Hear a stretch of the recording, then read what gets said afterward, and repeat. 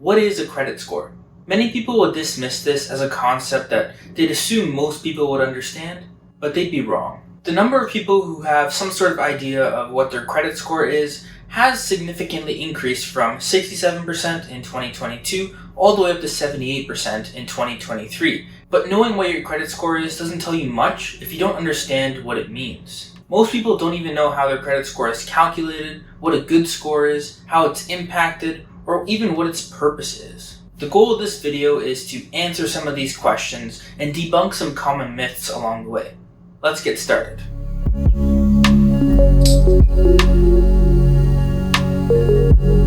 Your credit score can be defined as a numerical representation of your creditworthiness. It carries significant impact in the decision making for creditors, lenders, landlords, and sometimes even your employers. So let's start from the bottom.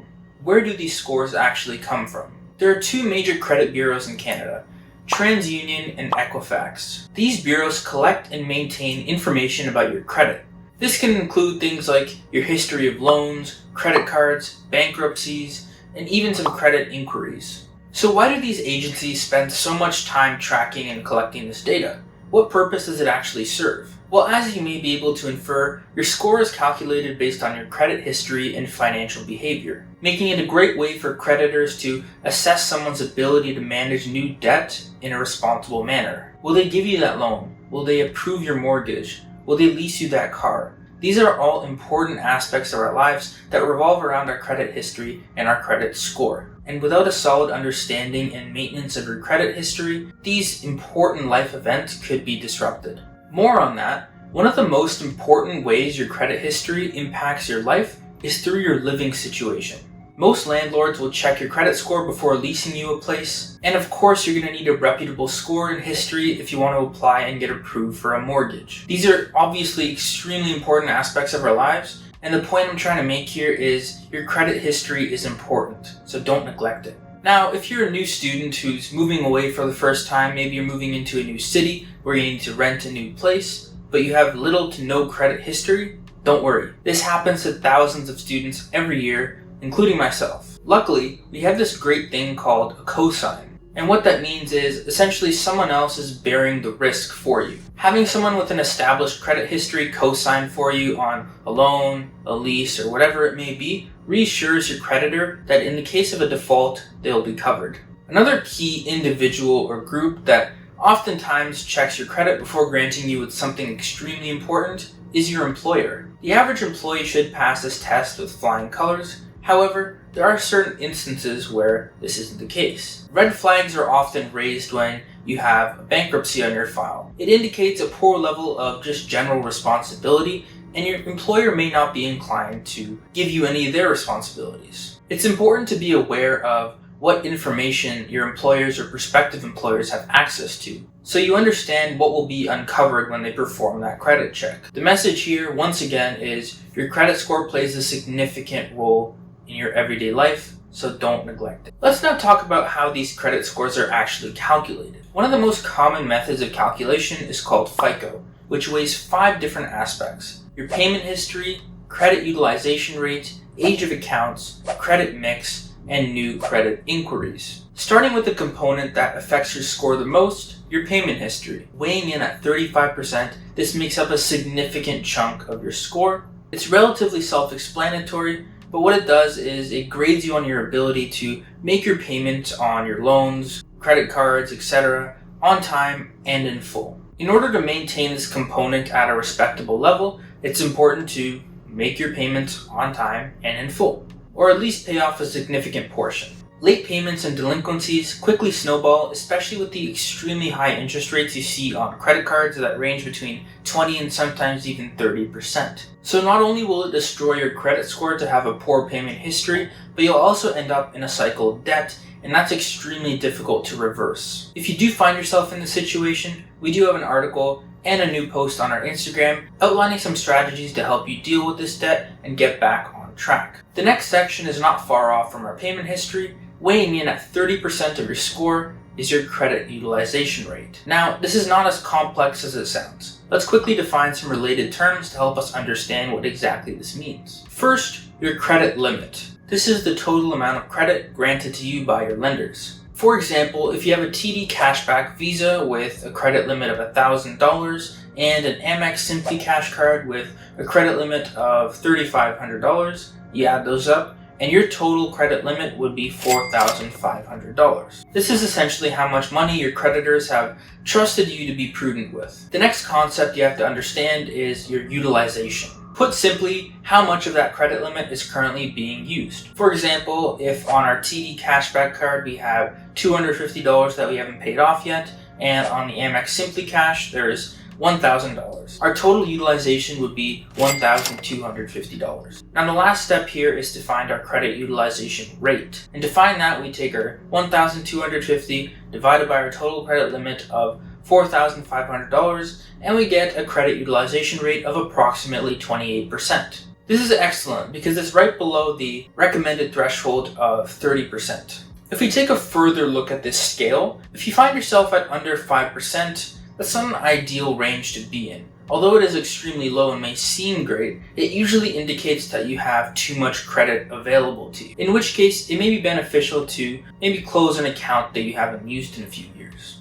On the other side, and more commonly, a credit utilization rate between 30 and 50% is not the end of the world, but it's not the ideal place to be either. Things happen. Maybe one month you incurred some larger expenses and you put yourself above that 30% threshold, and that's alright. But if you find yourself hitting 35, 40%, even 50% consistently month over month, then you may need to reassess your situation. There are a couple ways to address this. The first one is by paying off your card sooner than you need to. It's never a bad thing to pay off your credit card before the due date. This way you can continue to spend responsibly without having to worry about having a high credit utilization rate. However, oftentimes this won't solve the underlying issue. In this case, increasing your credit limit is a viable option, and there's multiple ways to do this. Either you could apply for a new credit card or request an increase in your credit limit on an existing account. You should certainly not go overboard with this by applying for 3 new cards so you can increase your credit limit and decrease your utilization rate. That's just not helpful. And as I'll touch on later, it can actually damage your credit score. But applying for one more card is not always a bad thing, especially if you're comfortable managing your spending. Make sure to do your research before applying for this new card because there's many cards out on the market, but they're not all right for you. It's also important that before you make this decision to assess your spending and see if there's areas that maybe you could cut back on to drop yourself under that 30% threshold.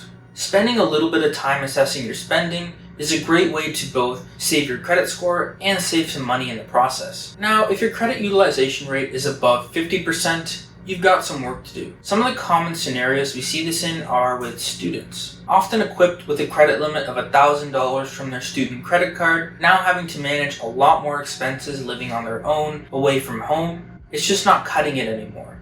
The best option here is to apply for a new card, and there's many different options out there depending on what your desires are. This is beneficial not only to increase your credit limit and decrease your utilization rate, but also to help you start doing things like collecting points so you can start saving for that dream vacation and setting yourself up for success because your spending isn't going to go down anytime soon. Another common situation we see this in is with new parents. Having a child is great, but it comes with a lot of new expenses. So naturally, your credit card bill is going to start racking up pretty quickly. Again, the easiest and most effective way to solve this problem is by applying for a new credit card. This way, you can also start offsetting some of those costs with point collection. Next up, weighing in at 15% of your credit score is the length of your credit history. Another term this is often referred to as is your average age of accounts. Length in this case refers to time. So how long have you been active in the credit scene? How long have you been maintaining an active history and reputation? This is why I recommend to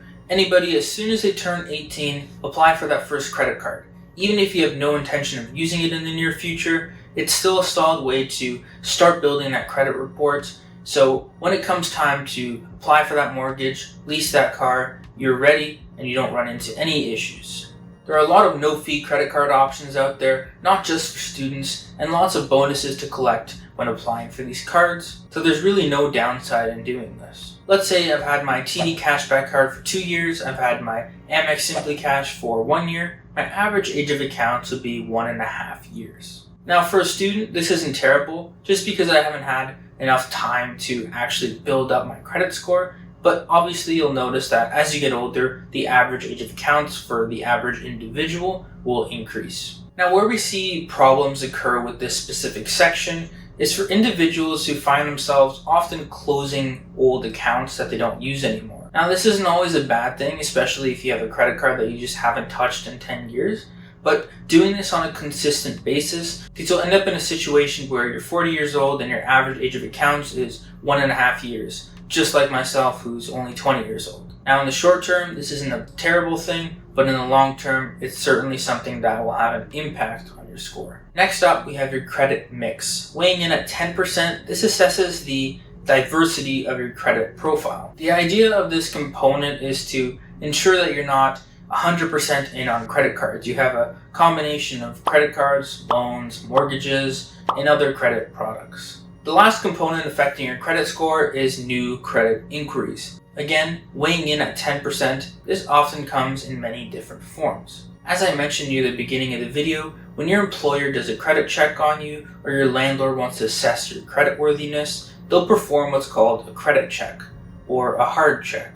Each of these hard inquiries will be reported on your credit report. Other forms that this occurs through is credit card applications, mortgage applications, loan applications, or even a request to increase your credit limit. It's important not to be fooled by the 10% impact this has on your credit score. While it seems small, these hard inquiries do add up and they make up a significant portion of your score. One common myth that I like to address regarding this section is the difference between a hard inquiry, which is what I just described, versus a soft check. Hard checks, as I just described, are often for a specific purpose, to apply for this new credit card, or apply for this new loan, or maybe your landlord wants to assess your creditworthiness. A soft check, on the other hand, has no impact on your score, it's not even recorded. It's essentially a way for you to get an idea of where you stand and how to improve. They're often performed through applications like Credit Karma or Borrowwell. These are tools where anyone with a credit score can essentially check up on their score and what's impacting it free of charge at no cost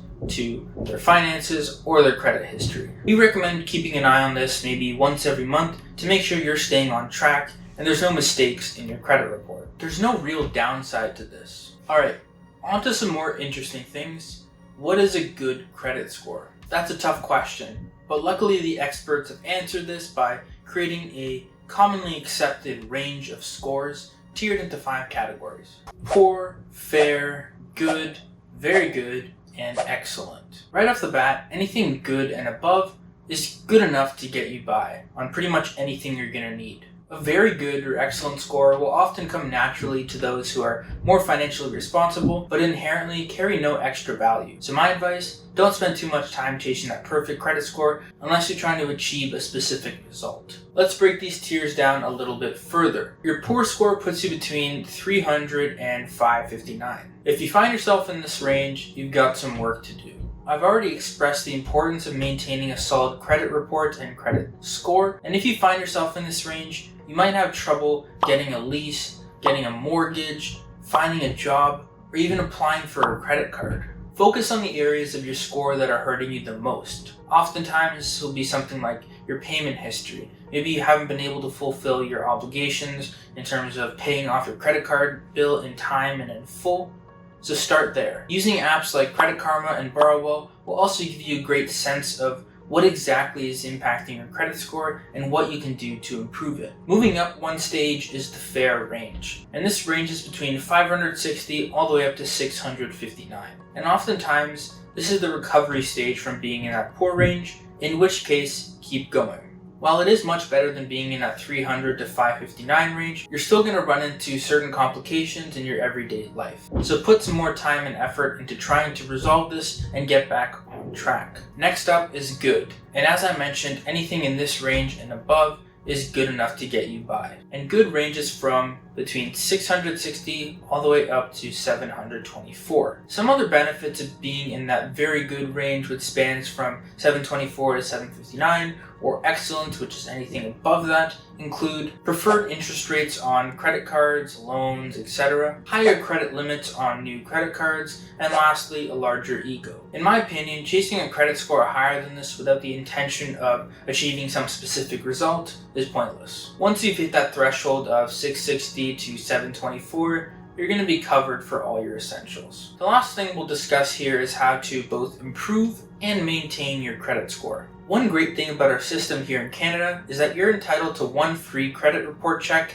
every year. Now, I'm not talking about those soft checks that you do on the apps. I'm talking about a full comprehensive credit report check. Now, this is something you should certainly take advantage of because it gives you the opportunity to have a glance at what people see when they check your credit, areas that you may need to improve on, and most importantly, to fact check. Unfortunately, it's not uncommon for these reporting agencies to make mistakes on your credit report, so ensuring that you identify and dispute these mistakes is incredibly important. In terms of actually improving your credit score, as I mentioned, there's a limit to this. Don't go overboard and try to get a perfect score, as it's really not worth it. But the best way of doing this is by looking at the 5 categories that make up your credit score, identifying your weak point, and find ways to improve it. So focusing in on that one section and applying the method or strategy that we mentioned should give you a great start. Some key outcomes to maintain and improve your credit score as a whole would be pay off your credit card bill on time and in full. Don't get into a habit of constantly applying for new credit cards or closing old ones. Make sure to keep that utilization low, so don't use all your credit at once.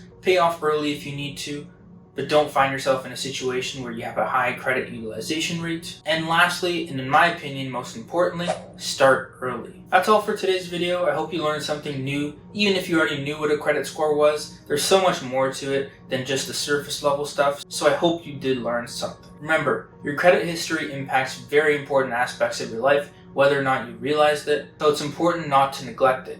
But don't turn it into a game either and try to get that perfect score. As I mentioned, it's not worth it. Until the next video, take care.